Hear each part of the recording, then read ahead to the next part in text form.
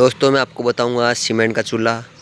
देखिए ये परर वाला चूल्हा है सीमेंट का, बहुत ही मजबूत है। इसमें सरिया डाल रखा है, सभी चूल्हों में सरिया डाल रखा है। ये चूल्हा है पूरा जॉइंट, जिसकी रेट है 800 रुपये।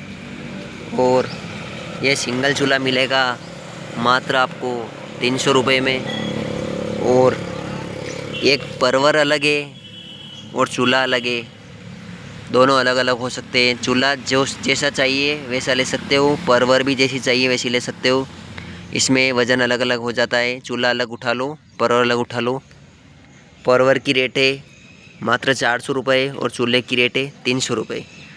अलग अलग लोगे तो आप 700 रुपये में मिलेगा, और पूरा जॉइंट लोगे तो 800 रुपये मिलेगा। तो इस प्रकार के चूल्हे सीमेंट के चाहिए हो, डिजाइनिंग वाले, फैशनेबल, तो हमारे यहाँ से ले जा सकते हो। उसके अलावा गोल टंकियाँ भी उपलब्ध है। जय हिंद, जय भारत।